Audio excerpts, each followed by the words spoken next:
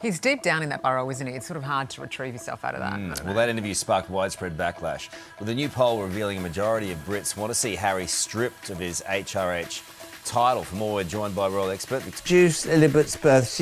She's dancing in front of the camera. Oh God, it looks like a lap dancing club with pregnant women. He's also dancing in front of the camera. She's got a black dress on. She's literally holding her bump and twerking, and she's put this on social media. Working royals and senior members of the royal family, because it denotes a level of I guess, respect in the public, and also it's not a financial thing. Working royals do not profit. They do not use their names to make. All about trust. They excluded Meghan Markle from the Sandringham summit because they were afraid she would secretly record. Millions of people were afraid to whisper what Candace Owens just said. The story of Meghan Markle doesn't make sense. She asserts that the Duchess of Sussex has told audacious lies that, when revealed, could alter everyone's perception of what they already know. This is where it differs, though. We're hearing more than just opinions for the first time. A hospital insider who was present and is familiar with the inner workings of the hospital is providing us with this information. They've disclosed information that isn't typical of staged interviews or glossy magazines. They are direct, unvarnished, and unadulterated. The kind of truths that only come out when the lights are turned off and the microphones are removed. This story, which combines first-hand reports from inside Portland Hospital with Candace Owens' explosive findings, is the one that no one was supposed to hear. If what you're about to hear is accurate, Meghan's story is not only tarnished, but completely upended. Prepare yourself, for the fairy tale of Archie's birth is about to clash with reality in ways that will make you wonder about everything. In the line of succession, they have to be born by Meghan Markle. It has to be Prince Harry's child. They can't use a surrogate. And so people are saying, we deserve to know if these children are in the line of succession. One line from Harry's memoir, Spare, stuck in readers' minds. Meghan gave birth at Portland Hospital after receiving 2 epidurals, and they returned to Frogmore Cottage in 2 hours. Let's take a moment. 2 hours home, 2 epidurals. Those words seem like puzzle pieces from 3 different boxes to anyone with even a basic understanding of childbirth. Since it takes around an hour to drive from Portland Hospital in London to Frogmore Cottage, and occasionally longer depending on traffic, you can practically hear the record scratch. Therefore, if Harry's story is believed to be true, Meghan would have had to give birth, recuperate, pack up, and depart within 60 minutes of the birth, all after undergoing not 1, but 2 epidurals, a medical procedure that necessitates time, attention, and monitoring. And it's not the only thing that raises eyebrows. The press was not informed of Archie's delivery for 3 reasons, according to Meghan herself. They didn't want to block an emergency entrance, she said. The press, she claimed, was racist and unworthy of a picture. She also asserted that they did alert the media, but no one showed up. There are 3 different versions of the same event, and none of them are exactly alike. Add a second layer now. According to royal protocol, the Queen must be informed as soon as a royal becomes pregnant. That didn't occur based on the conversation we're examining tonight. Therefore, Meghan's own security guards would have violated centuries-old protocol if she had actually been in Portland and delivered under royal protection. We're in a web of contradictions from the first breath of Archie's story, and we're just getting started. Let's examine Portland Hospital first before delving further. This isn't your average NHS ER ward. Portland is a private, exclusive, and pampering city. The crucial point is that there isn't a public emergency room. Not at all. Portland does have highly specialized units such as an enhanced maternal critical care unit for mothers with high-risk conditions and a neonatal intensive care unit for premature or fragile babies. However, Portland transfers you if you fall outside of those responsibilities. They bring in the real heavyweights from another hospital if things get out of hand. Understanding this is important because it implies that Portland's image, which includes chandeliers, flowers, and opulent suites, only partially reflects the city. It is glamorous to be sure, but it isn't designed to handle serious crises indefinitely. The question then arises, could Portland's structure have even supported this scenario as it has been described, given the reports of 2 epidurals, emergency pain management, and a timeline so short that the ink on the paperwork hardly has time to dry? Or are we being sold a spa-tuned version of a tale that ought to be grounded in the unvarnished medical facts of childbirth? So are you saying that he's 2 weeks older. And so I thought maybe that would allow time to wean the baby away from a birth mother if a surrogate was used. It would make sense. But instead of lying to the world, why not just say, we want a baby, we're having a baby, and we're using a surrogate. The so-called 2 epidurals are one of the most peculiar details of all. If you have ever had a conversation with a physician or midwife, you are aware that an epidural is not the same as taking an Advil twice. It's a process. A catheter is a tiny tube that is placed into the spine. After it's in place, doctors can change the dosage as necessary, making it stronger, lighter, continuous, or topped off. However, there is only one catheter and one system. Because that's not how it works, doctors raise one eyebrow at Harry's claim that Meghan had 2 epidurals, then the other. A doctor would have to take out the catheter and start over in order for 2 epidurals to be accurate, which is rarely done in the middle of labor unless there is an issue. It would be equivalent to claiming that someone installed 2 steering wheels in the same vehicle in order to keep it running. It's illogical. Prince Harry actually writes about the stance in Spare, but I don't think he ever addresses the rumors of whether Archie and Lily were born, came from Meghan Markle's womb. Then there is the story of the laughing gas. Harry remembers breathing in all of the nitrous oxide intended for Meghan. But consider this, that gas is always monitored by a nurse and is only used for the patient. Canisters aren't left lying around like party favors at hospitals. Therefore, either the hospital's established policies were disregarded in the most bizarre way, or Harry's memory was exaggerated for laughs. Let's talk about the one requirement for every birth: time. Speed is depicted in Harry's versio. The baby was delivered, the bags were packed, and they were home in 2 hours. Childbirth isn't a drive-through, though, as anyone who has ever left a maternity ward knows. Mothers are typically observed for a full day or 2, even in cases where the vaginal birth goes smoothly and there are no complications. The clock lengthens when an epidural is added. Why? Since the body must recuperate from anesthesia, doctors must make sure there are no complications, blood pressure fluctuations, problems with mobility, or unanticipated bleeding. Now picture a C-section. Surgery is what that is. You're discussing wounds, sutures, and infection hazards. Normal discharge? At least 3 or 4 days. You're playing roulette with the mother's recuperation if you do anything less. Therefore, it immediately hits what doctors refer to as impossible discharge timing when we hear 2 epidurals 2 hours home. You don't leave surgery like you're leaving a dinner party. Furthermore, returning home was not only unlikely, but also risky if postpartum preeclampsia, which we'll discuss soon, was even suspected. This is about medical safety, not nitpicking, because what happens in those vital hours after childbirth is just as important as the baby's arrival. This is where things become even more bizarre. Harry described the room's setup as a wellness retreat, complete with a tub, candles burning, and a birthing ball, a romanticized version of labor that takes place during a spa night. However, Meghan had what medical professionals refer to as a geriatric pregnancy because she was in her late 30s when Archie was born. Pregnancies over 35 are referred to by this clinical term, which may sound harsh. The worst part is that older women are typically treated with more caution rather than less. Physicians and consultants typically advocate for stricter oversight, lower risks, and a well-defined intervention strategy. Thus, the imagery is inappropriate. Doctors rarely advise high-risk mothers to embrace candlelight serenity, bouncing balls, and water births. Those things might work for a low-risk 20-something first-time mother, but not for someone who, medically speaking, required constant supervision. It is comparable to learning that a high-security vault was left unlocked because the guards believed it to be more attractive that way. Instead of being based in medical reality, the details seem staged, intended to convey a sense of ease and control. Furthermore, the idea of scented candles becomes less appealing and more concerning if Meghan actually suffered from conditions like preeclampsia or complications following delivery. We have now arrived at the storm's core: preeclampsia. Mothers find this word frightening, despite its clinical sound. High blood pressure that occurs during or after pregnancy is known as preeclampsia. The only real cure is giving birth and then being closely watched to make sure the condition doesn't worsen. It's not just about numbers on a chart. It can lead to seizures, strokes, and organ failure. Our hospital insider, who gave birth in Portland years before Meghan, talked about her own postpartum preeclampsia nightmare. Her blood pressure soared to 230/130.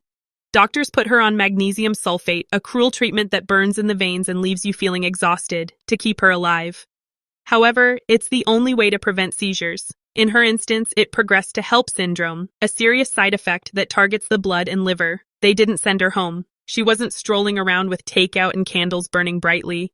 With monitors, IV drips, and specialists checking her vitals hourly, she was constantly watched. Therefore, Harry's book's casual suggestion that Meghan had a speedy birth, received 2 epidurals, and then left for home in record time is incongruous with the lived experience of someone who battled the very illness that Meghan is said to have had. Because preeclampsia isn't a photo op condition, this is where the entire story shifts from being interesting to being spooky. It doesn't stop for publicity. The procedures at Portland would have started as planned if Meghan had it. Only a mother fighting for her stability under medical lock and key, no fairy tale timelines, no 2-hour discharges. This is where the clock and the royal fairy tale clash. Harry claims that within hours of giving birth to Archie, Meghan returned to Frogmore Cottage. However, the timeline also demonstrates this. Within weeks of the baby's birth, the couple was traveling to Paris, Italy, Ibiza, with Elton John, New York for Serena Williams, and even Toronto. Imagine that, lengthy flights, late nights, public appearances, and travel on top of travel. However, the exact opposite is needed for postpartum recovery, particularly if preeclampsia was present: time, medical supervision, rest, and blood pressure monitoring. In addition, Harry was happy to inform the media that Meghan and Archie had already returned home that same day. That assertion contradicts everything we know about the mechanisms underlying postpartum preeclampsia. You can't treat it at home, according to our hospital insider. Blood pressure readings can suddenly spike, so you can't wing it. What about the indicators? Hand, foot, and facial swelling are common signs of preeclampsia. With the exception of a slight puffiness in her cheeks, Meghan didn't appear to have those markers, according to the conversation. It adds another piece to the jigsaw puzzle that doesn't fit, but it's not definitive. This tension is straightforward but effective. While the medical reality sounds like a survival story, Meghan's recovery story flows like a well-executed public relations highlight reel. Both of those worlds cannot be real. A story can occasionally be dissected by the small details. Harry claimed that at 2 a.m, he left the hospital to get some Nando's chicken. However, Portland is a hospital that has private chefs available around the clock. Meals at midnight? No issue. Custom orders, high tea, and hot trays are all included in the package. What about Nando's itself? Around 11 p.m., the chain closes. So where was that chicken from? The so-called secret elevator comes next. Harry compared it to a royal back door, a secret passageway out of Portland. However, our hospital insider who gave birth there states unequivocally that there is no secret elevator. Like everyone else, she recalls being wheeled through the typical hallways. Additionally, staff confirmed that there was no secret elevator when the discussion's host called Portland directly to inquire. A late-night meal or a secret escape may seem like small inconsistencies, but they act as tiny cracks in a story that is already full of timing errors and medical impossibilities. The entire pain begins to break as each tiny crack spreads. In addition to the timelines, procedures, and hospital narratives, there are additional unresolved issues. One concerns the same physician who is alleged to have delivered Archie. According to reports, it was Dr. Penelope Law, but a different doctor later denied any involvement on her part. One paper purportedly neglected to confirm, but another investigated further and updated the record. That disparity is not negligible. What else was misreported if the public was informed that one doctor gave birth to the royal child when, in reality, she didn't? Then there is the story of the miscarriage. Following Meghan's miscarriage, Harry talked about burying the fetal remains at home. However, if the pregnancy was less than 20 weeks, California law handles those remains differently, so his story doesn't fit with standard medical handling practices. Add to this the peculiar fact that Harry's version of events conflicted with Abigail Spencer's version. It's similar to seeing two actors perform the same part from different scripts. These aren't merely hazy recollections. They are cracks in the official record that persist despite meticulous efforts to patch them up. Thus, we find ourselves where we started, gazing at inconsistencies that are too significant to overlook. Why doesn't the medical procedure match if Meghan actually had 2 epidurals? Why does the timeline skip over the very monitoring that preeclampsia requires if she had it? Why wasn't the Queen informed if she was supposed to be? How does Portland fit into the narrative of a birth that sounds more curated than clinical? If it was a place of luxury with little crisis capacity, a fairy tale that seems to have been written for a storybook rather than a hospital chart is enhanced by the spa-like details, the midnight chicken, the hidden elevator, and the quick discharge. Candace Owens has exposed it as a lie. Our hospital insider has revealed her personal medical experiences. Additionally, it gets more explosive the deeper we dig.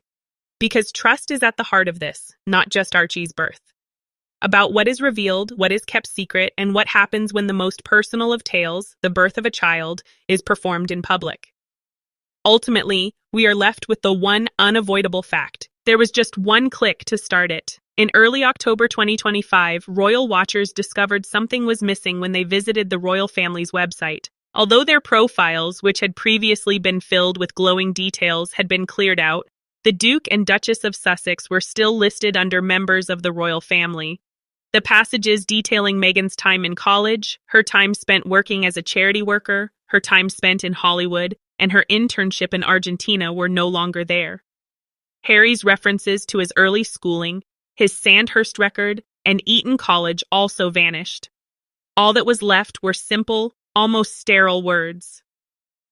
The Duchess was an actress who acted in movies and television shows before she got married.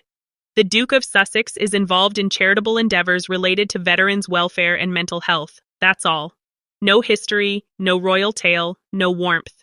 It seemed as though the palace had erased everything from their history, except for what was necessary to prove their existence.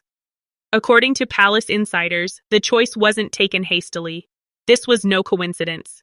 This was a digital form of discipline, an operation. We must examine what else changed that day in order to comprehend why, because something odd was noticeable when those deletions occurred. The biographies of Prince William, Princess Catherine, and Queen Camilla remained unchanged. Their pages were still jam-packed with information about their family history and education.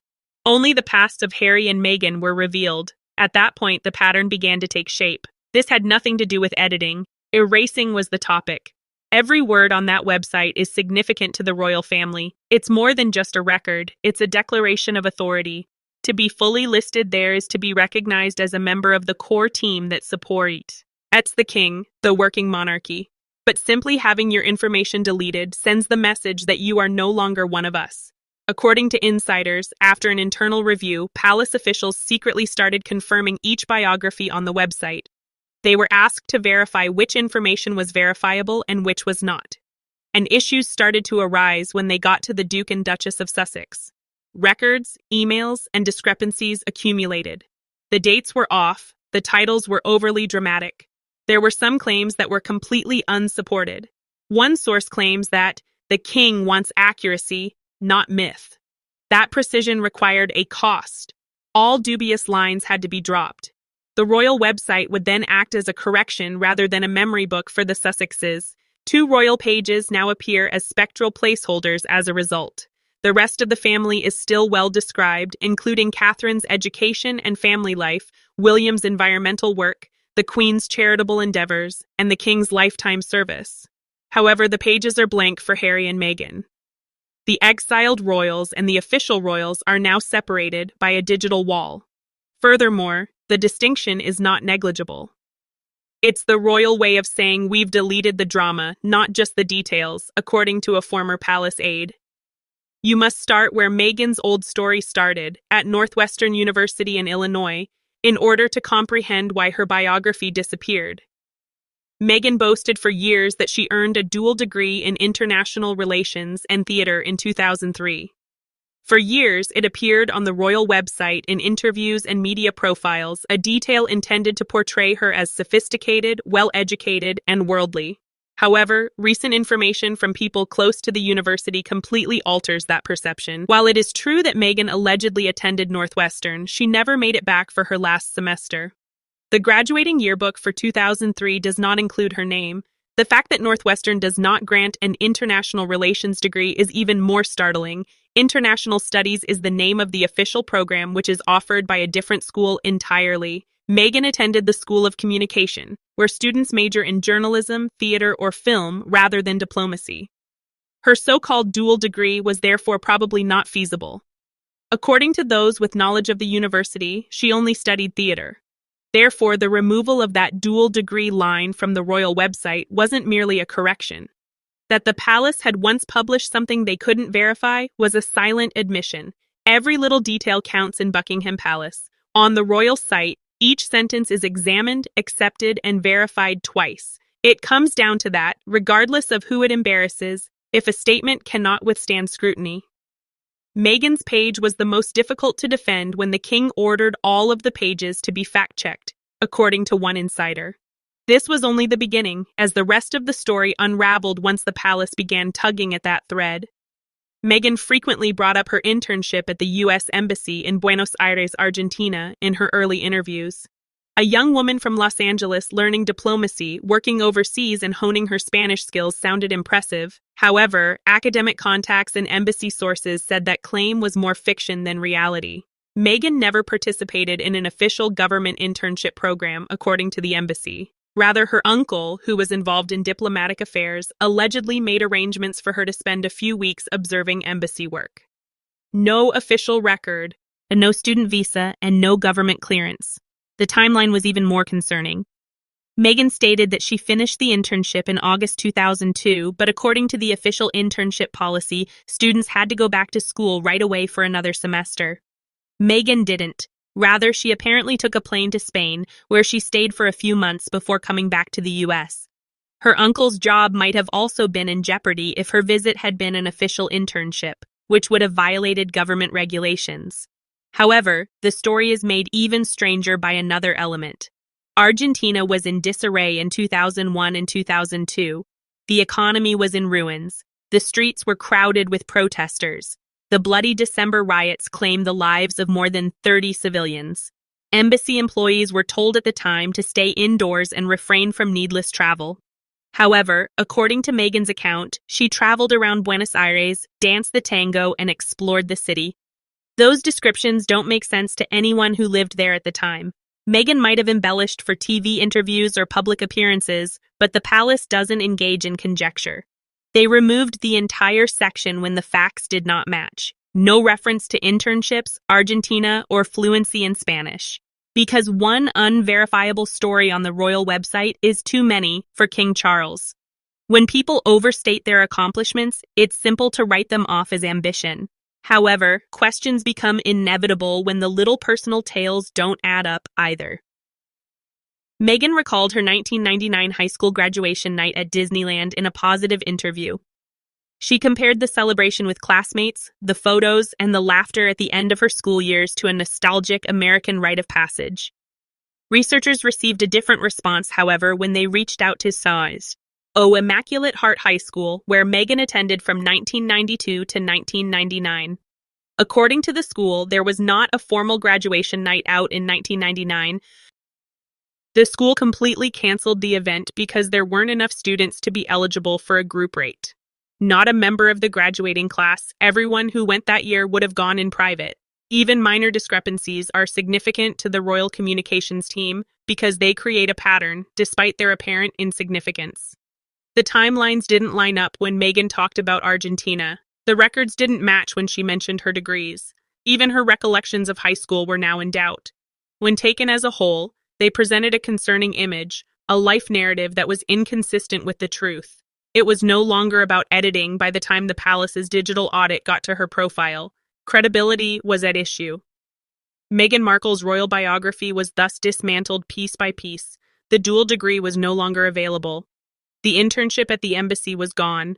Language fluency had vanished. Her educational timeline also disappeared. There was no press conference or correction from the royal family. They just deleted her story. Meghan was not alone in this silent cleanup, despite her belief to the contrary. Because Prince Harry's profile also changed at the same time hers did. Piece by piece, Meghan's biography was being silently rewritten, but this time it was much more personal.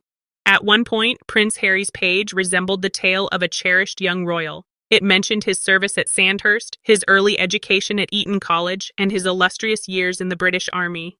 The story of the prince's development was one of tradition and discipline. However, those details are no longer available on the updated website.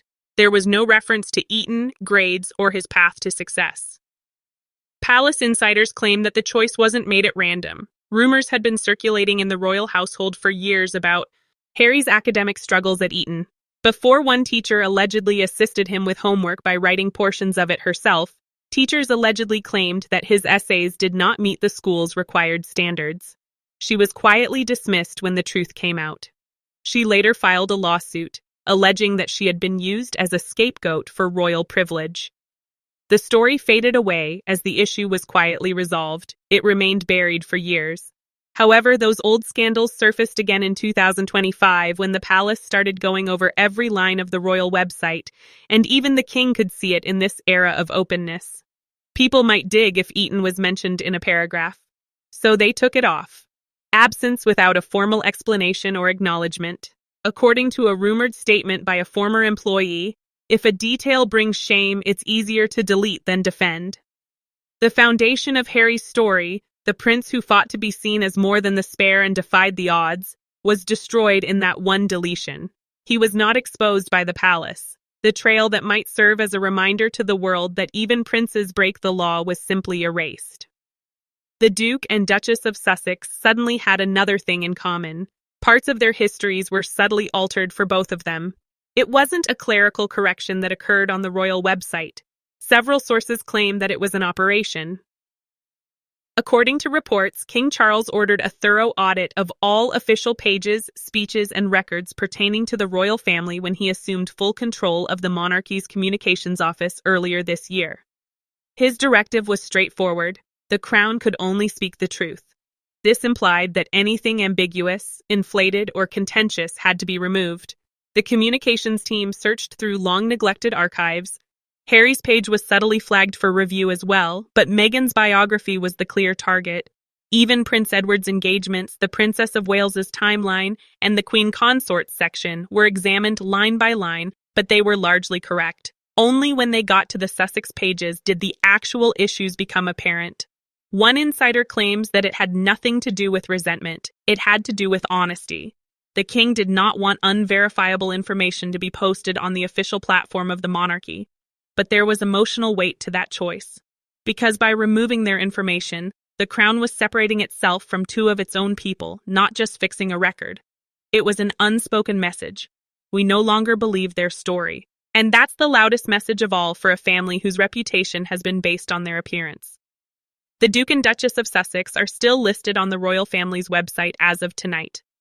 Two unassuming titles on a lengthy list of monarchs who have influenced the history of Britain. However, there is only a faint outline of who they used to be when you click. Their once colorful and contentious stories have turned into gray text. Though not in memory, they are still royal in name. After years of unrest, the monarchy regaining its dignity seems like justice to some. Others find it chilly, serving as a reminder that the institution will always endure, even if it means sacrificing its own members. King Charles allegedly feels that history should be clear and uncluttered. However, by erasing their story, the crown may have produced something much more timeless: mystery.